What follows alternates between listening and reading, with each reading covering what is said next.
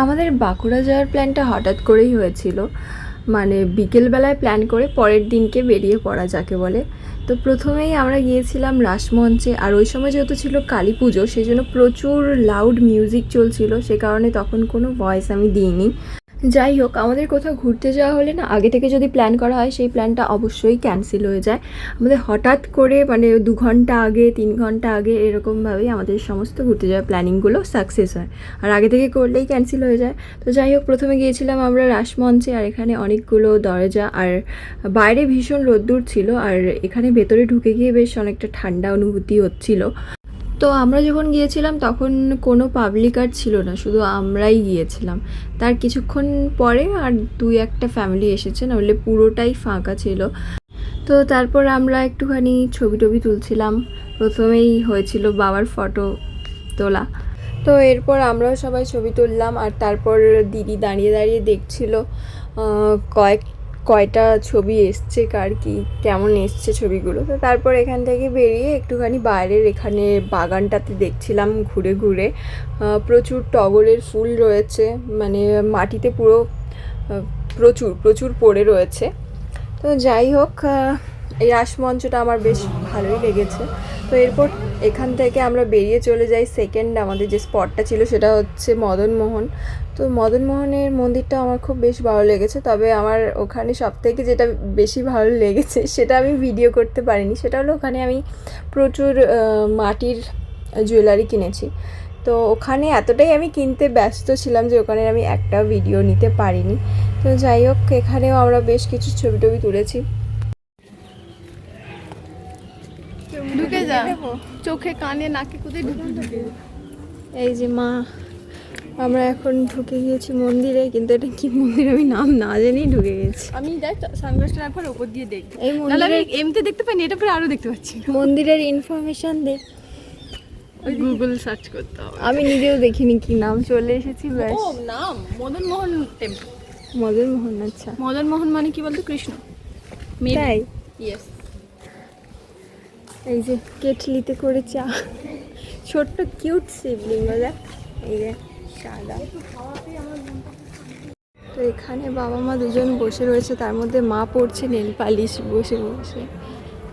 এই তো মা বাড়ি থেকে করতে ভুলে গেছো। এই যে নেল পালিশ চলছে। তো এই হলো মন্দিরের ভেতরটা, আর বাইরে থেকে এরকম দেখতে লাগছে। এখানে রয়েছে ভগবানের মূর্তি, রাধা কৃষ্ণের মূর্তি। বেশি তো আর যাবি না ওই সাইডে, কি আছে সুন্দর, বেশ ঠান্ডা লাগছে যেহেতু দেওয়ালগুলো এতটাই মোটা, আর অন্ধকার, লাইট খুব একটা পৌঁছাচ্ছে না এখানে। তো ওই যে, তো এই হলো ওপরে। হ্যাঁ, ও এটা পুরোহিতদের ঘর। আর এই ওপরে ছাদের অবস্থাটা কি হয়েছে, কোথায়, ওই তো ট্যাপের কাছে। মরে চলো, হয়ে গেছে দেখা। কোথায় যাবে সার্চ করতে দিবি তো। তো এখন আমরা চলে এসেছি বাঁকুড়ার গেট, মেবি, আমি জানি না যদিও বা। তো ভীষণ রোদ্দুর এখন, তার মধ্যে ওইদিকে রয়েছে আরেকটা গেট, আর এটা আরেকটা গেট। যে ইনি সেলফি তুলছেন, তোলা হচ্ছে না, ফোন হ্যাং হয়ে গেছে। তো এখন আমরা চলে এসেছি। এই দিদি, এই মন্দিরটার নাম কি? এটা মন্দির, এটা মন্দির না, বীর হাম্বির উদ্যান, অথবা এই টেম্পলটার নাম লালজি টেম্পল। আচ্ছা, এই টেম্পলের নাম লালজি টেম্পল। আর এতটাই রোদের তাপমাত্রা যে কি বলবো। এখানে এখনো শীতকাল পড়েনি। এই রাতে হয়তো বা শীত পড়বে, দিনের বেলা হয়তো বেশি গরম, রাতে হয়তো ঠান্ডা হয় এখানে। তো এখানে আবার খুবই লাউড মিউজিক চলছিল, সেই জন্য আবার আমাকে ভয়েস দিতে হচ্ছে।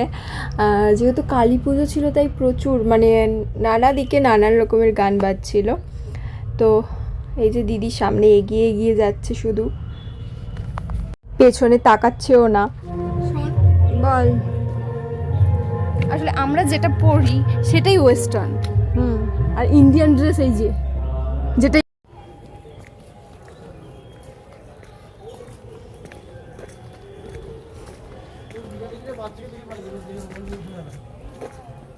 এখানে দাঁড়িয়ে দাঁড়িয়ে আমি আর ভাই দিদির জন্য অপেক্ষা করছিলাম। এই যে একটা গরু দেখা যাচ্ছে, তার মধ্যে ভাই বলছিল মাটির পাথরে কি একটা রয়েছে নাকি এরম, যাই হোক আমি ভুলে গেছি কি বলছিল।